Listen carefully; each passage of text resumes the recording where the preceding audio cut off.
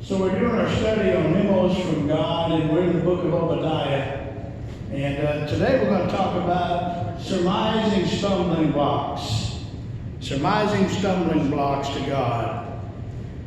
Obadiah chapter 1, and we're going to start in verse 1 and read it together. The story of Edom is it's a story that brings stumbling blocks to our attention that really can become stumbling blocks for us as well. So let's take a few moments and let's read together, starting in Obadiah chapter 1, verse 1. Follow along if you will. The vision of Obadiah, thus saith the Lord God concerning Edom. We have heard a rumor from the Lord, and an ambassador is sent among the heathen. Arise ye, and let us rise up against her in battle. Behold, I have made thee small among the heathen. Thou art greatly despised. The pride of thine heart hath deceived thee. Thou that dwellest in the clefts of the rock, whose habitation is high, that saith in his heart, who shall bring me down to the ground? Though thou should exalt thyself as the eagle, and though thou set thy nest among the stars, thence I will bring thee down, saith the Lord. If thieves come to thee, if robbers by night, how art thou cut off? Would they not have stolen till they had enough? If the grape gatherers come to thee, would they not leave some grapes? How are the things of Esau searched out? How are his hidden things sought up? All the men of thy confederacy have brought thee even to the border. The men that were at peace with thee have deceived thee, and prevailed against thee. They that eat thy bread hath laid a wound under thee. There is none understanding in him. Shall I not in that day, saith the Lord, even destroy the wise men out of Edom, and understanding out of the mount of Esau? And thy mighty men, O Teman, shall be dismayed, to the end that every one of the mount Esau may be cut off by slaughter. For thy violence against thy brother Jacob, shame shall cover thee, and thou shalt be cut off forever. In the day that thou stoodest on the other side, in the day that the strangers carried away captive his forces, and foreigners entered into his gates, and cast lots.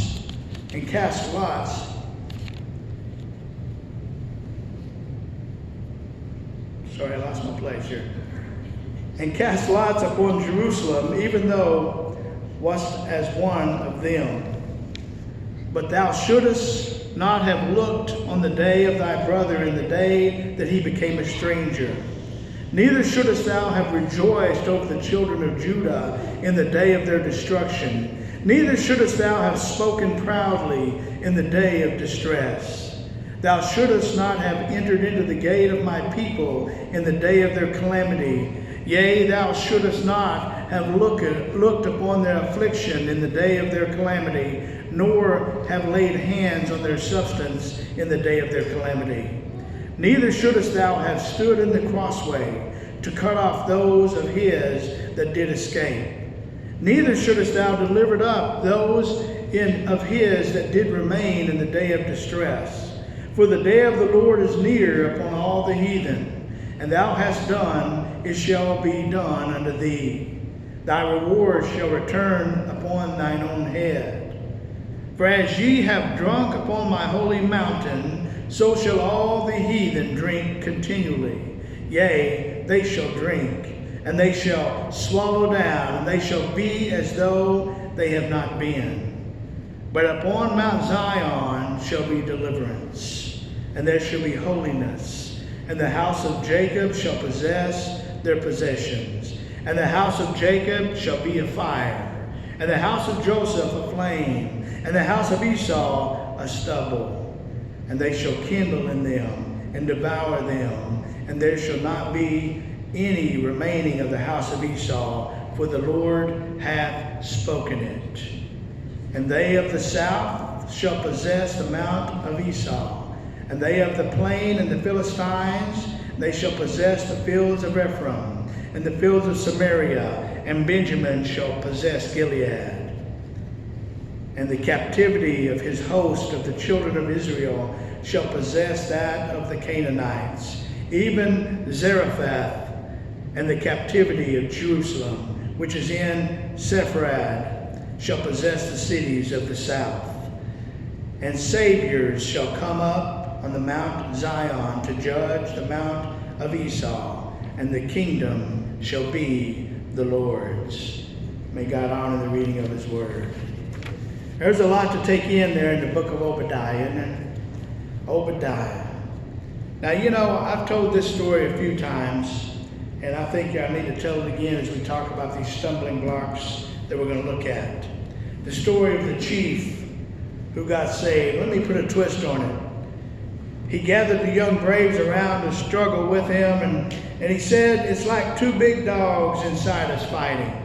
The chief told them, there's one good dog, and there's one that the good dog wants to do right, and then there's a bad dog that wants to do wrong.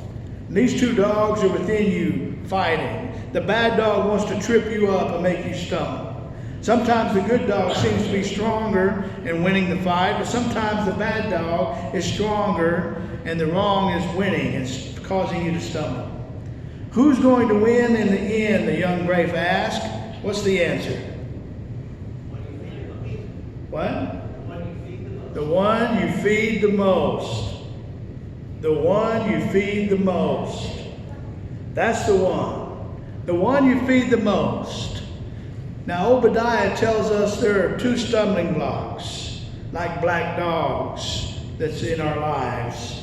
It's in us, and they attack from within. They will eat your future, and they will suck the joy out of your life. And today I want to talk about those two things.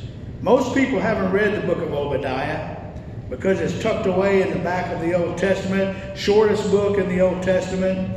And the name Obadiah means servant of Yahweh, which is interesting because he is called to speak a prophetic message to a people who were not being faithful to God.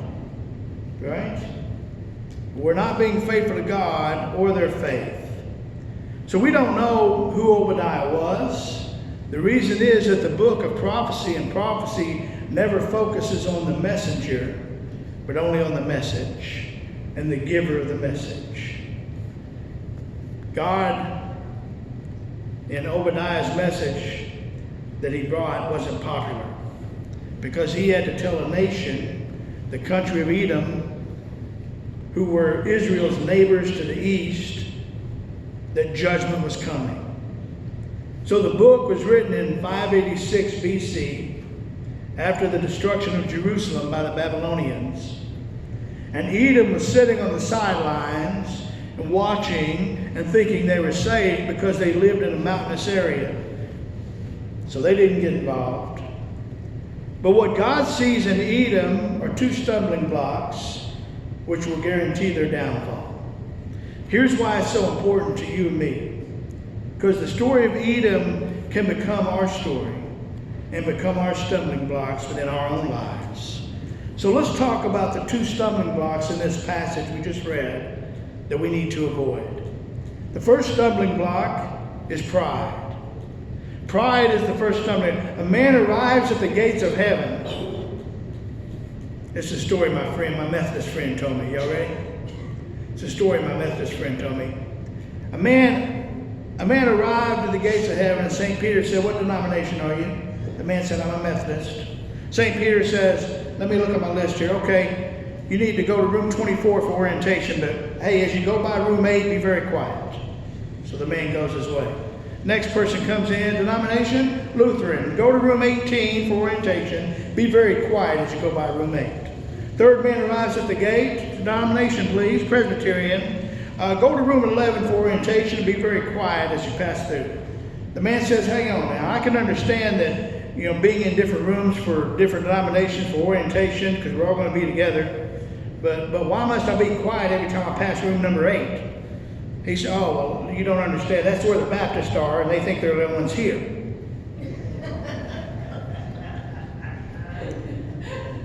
That's not right, is it? I told my Methodist friend, that's just not right. It's supposed to be the other way around. So I joke about it, but I say this. We must all realize that heaven is for all born-again believers.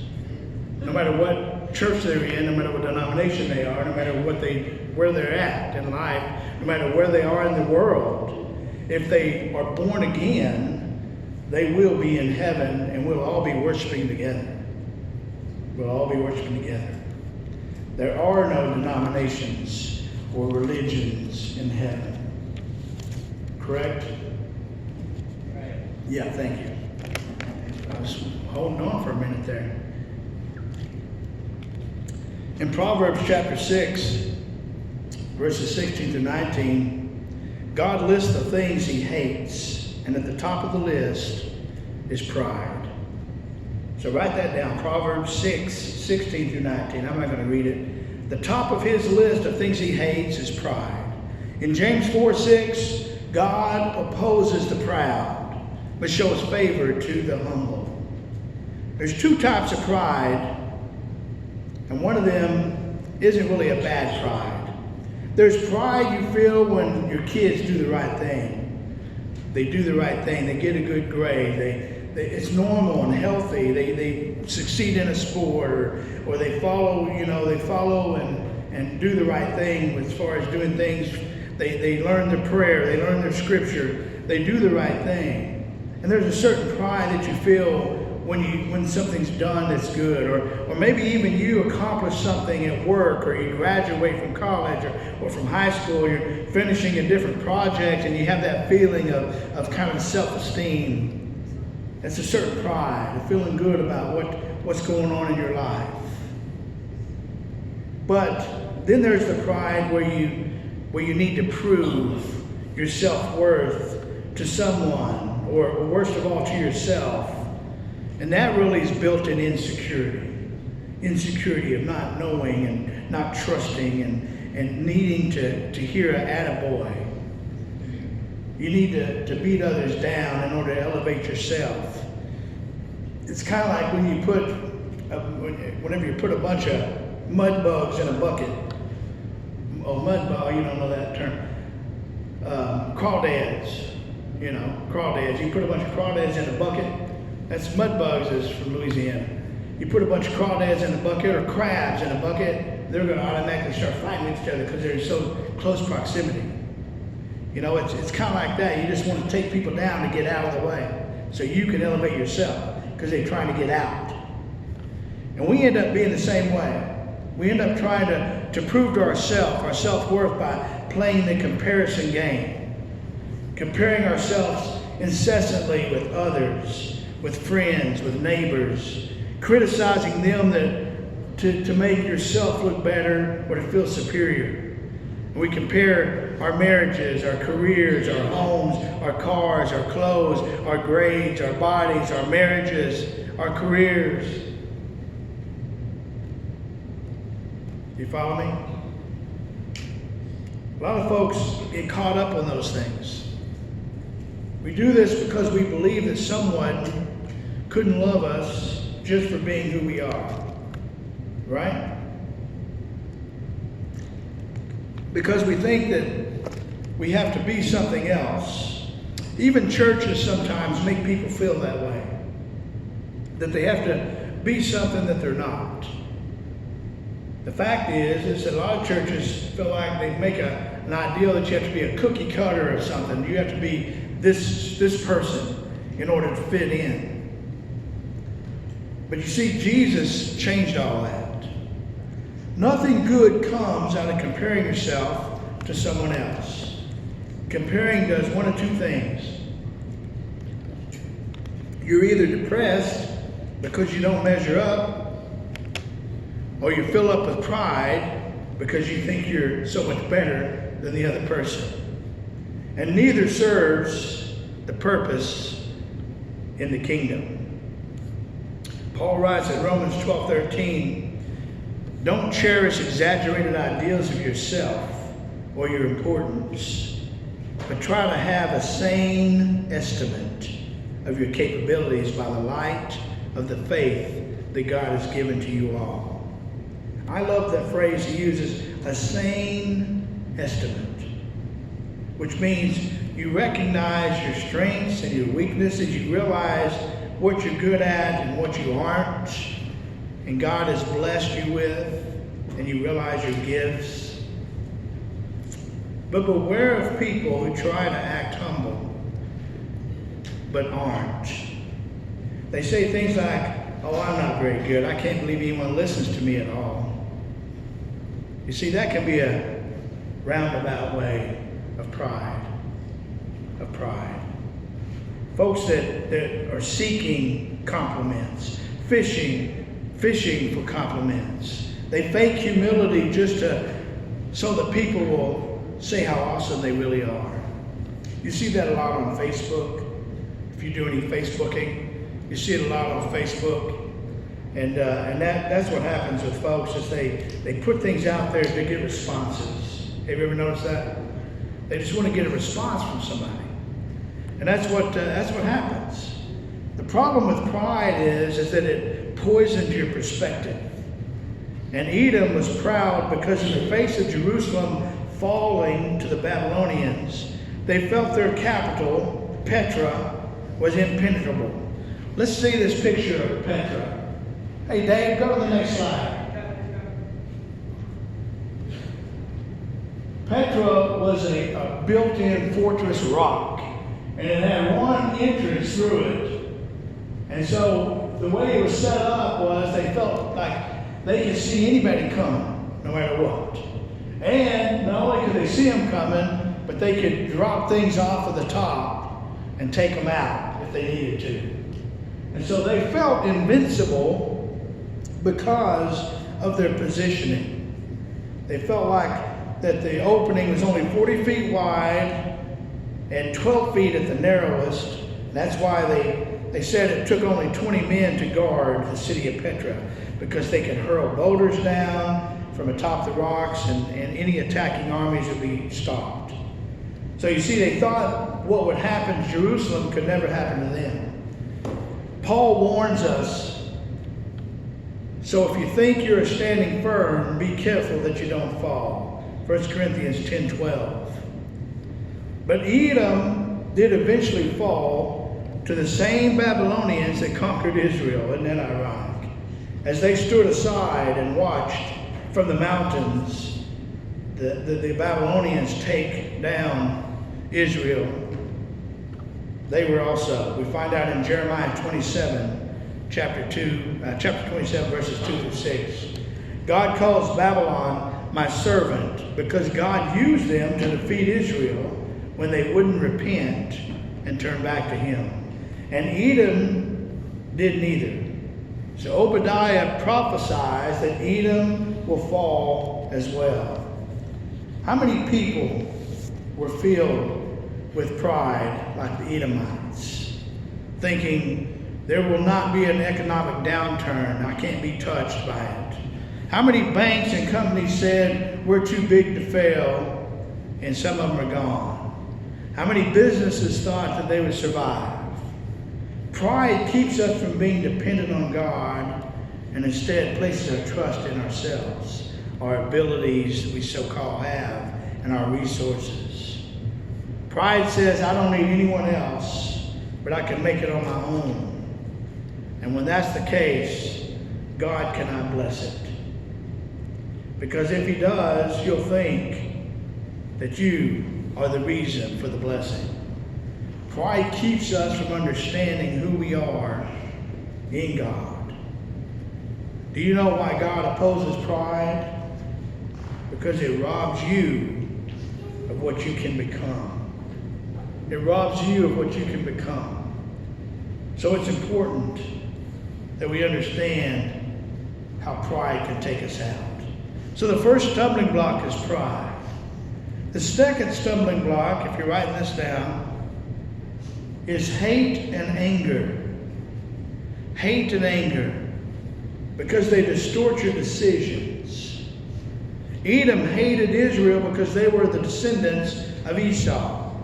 To understand that, you got to go back the story all the way to Abraham, who had two sons, Isaac. Now Isaac had twins, and his twins, Esau and his brother Jacob. And Esau was born first, and thus the rightful heir to his father's estate. Jacob stole that blessing by pretending to be Esau to his blind father, and then being blessed by his father. As a result, Esau vowed to kill Jacob.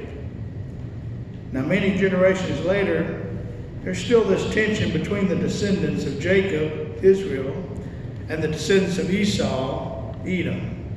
In fact, when the children of Israel left Egypt and were on their way to the promised land in Numbers chapter 20, Edom said they could not pass through Edom on their way. They wouldn't let them pass through. So when Jerusalem was facing destruction at the hand of the Babylonians, Edom laughs and mocks and gloats and boasts and stays in the mountain and watches it happen. Where do you have to be in life when you see someone else beat down to the point of losing their life and you're happy? We talked about this morning just a moment in Sunday school. If you're not in Sunday school, get in Sunday school, folks. We talked about this morning in Sunday school about Stephen. The guy was being stoned to death. He was being stoned, and he, in that moment, said, "Forgive them. Forgive those that are doing it." I mean, that takes some strength and power and choice, and it takes God to be present in your life. The fact is that a lot of folks are like Edom. If it doesn't affect them directly, they let it go. They let it happen.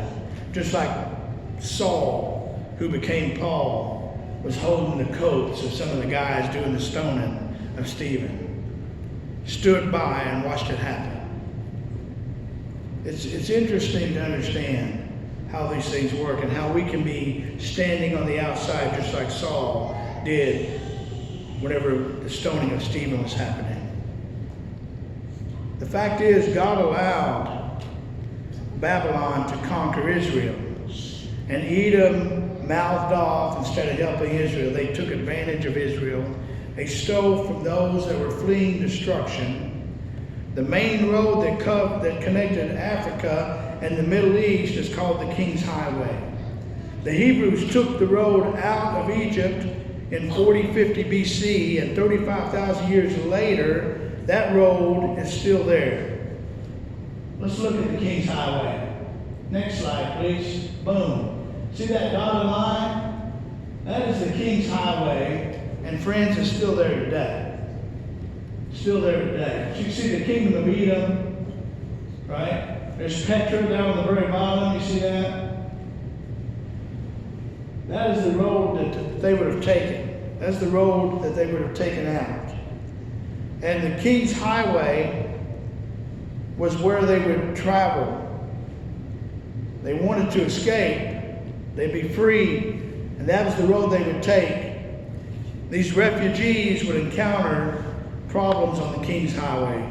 None other than the people of Edom, who stole what meager belongings they gathered up to get out, stole their belongings, and cast them on their way. How does someone do that? When hate and anger rule. You see, here's the funny thing about this story. You know, we talk about the history we live today. These guys were still upset about what happened with the founders. What happened with Esau and Jacob. Right? Think about that for a second. Here in America, people are tearing down statues. People are doing crazy things in the name of what happened hundreds of years ago. None of us was involved in that. The people that are rioting, the people that are standing up and doing crazy things, none of them ever was a slave or owned a slave. Do you see what I'm saying? Just like these guys. But they held on to the anger and the hate and the fact that they could gain from it. That's what's happening today. That's why we have to stand up. We have to stand up and not tolerate the nonsense. because that was yesterday's. History is not owned by anyone. History is for us to learn from. So no one can remove history. History's already happened. All we can do is see it and learn from it. And that's what it's meant to be. But these guys are a great example of folks that hang on to things and hope to gain from it. Their hate and their anger rule their lives. The result of these two stumbling blocks is that they forsake the future. Where is Edom today? You can go back to the main slide. Next one. Oh, no, go down. I'm sorry. Yeah, boom. Where is Edom today? Where is Edom today? It's gone. It's not on the maps anymore. Edom is not there. Have you ever met an Edomite? That sounds like that deal from that Lucy show, Reggie Ryman. Hey, you never met an Edomite. The prophet Jeremiah tells us that God used the Babylonians to discipline Israel for their lack of faithfulness, and that God eventually used the Babylonians to wipe out the Edomites because of the sin in their lives and in their hearts. You see, they're not existent. Their anger, their hate destroyed them. The stumbling blocks in their heart influenced and eventually determined their actions and threatened their future. But most importantly, it impacted their future with God. The life you lead and the decisions you make, the way you treat people, the attitudes that you hold, and your actions or lack thereof impact your relationship not only with God, but with others. And it will definitely impact your future. That's why one of Wesleyan's favorite scriptures was work out your salvation with fear and trembling, because there's so much on the line. It's not just about believing, it's also about living out your faith. For James says, be doers of the word and not hearers only. You see, God did not have his son die on the cross so that we could sit around and soak up inspiration and do nothing. You see, God saved us that through us, he could engage others in the world with the gospel of Jesus Christ and have an eternal impact.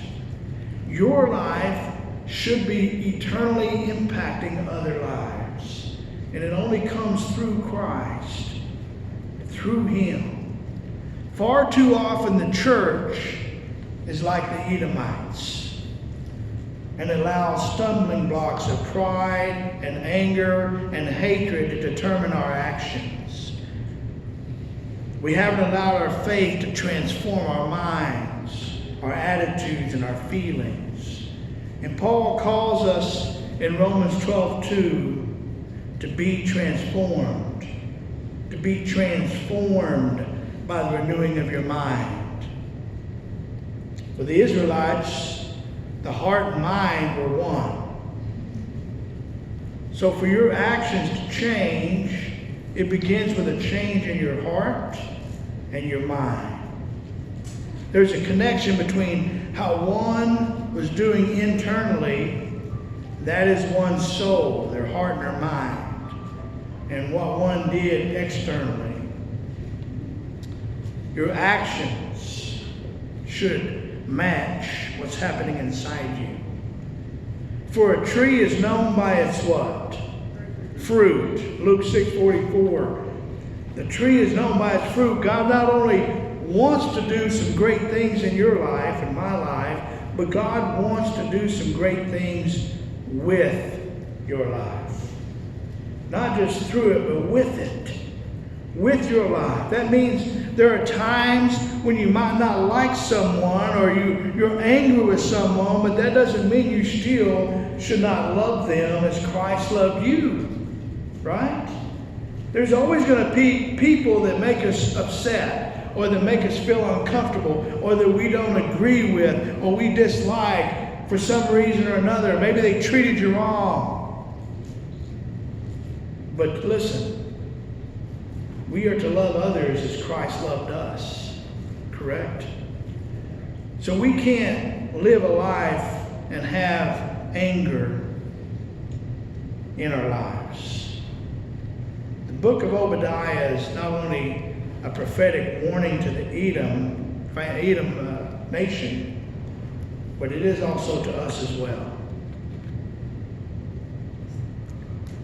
But here's the thing that we need to understand is prophecy is never just about judgment. It's not just about judgment. There's always a word of hope. Babylon attacked Jerusalem, utterly destroying the city. They burned the temple, the place they gathered as God's chosen people, and the symbol of God's presence amidst the people of Israel. And they demolished the walls of the city, which provided safety and security. Then they kidnapped all the educated, religious, political, scientific, and financial leaders of Israel and took them to Babylon. And they now find themselves in a foreign land, taken from their homes, families, land, and temple, and in their minds completely separated from God. Where is God? Why did he allow this to happen? Are we still God's chosen people? Amidst all these questions, Obadiah pronounces a word of hope. It doesn't have to be this way. It doesn't have to be this way. You can come home. You can come home to God. The story of a man who is all alone, you can come home to God. Let me tell you this story. A man in a hotel room in Canada. He was in a state of deep depression, to the point that he couldn't even bring himself to go downstairs to the restaurant to eat. This man was in the world standards, a powerful man, the chairman of a large shipping company.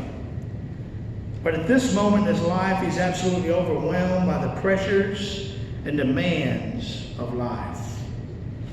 And he laid there on the lonely hotel bed, far from home, wallowing in self-pity, filled with anxiety, completely immobilized by his emotional despair. He moans out loud, "Life isn't worth living this way. I wish I were dead." Then he wonders what God would think if he heard him talking this way. Speaking aloud again, he says, "God, it's a joke. Isn't it? Life is nothing but a joke." Suddenly it occurs to him that this is the first time he should actually talk to God since he was a little boy. And he's silent for a moment.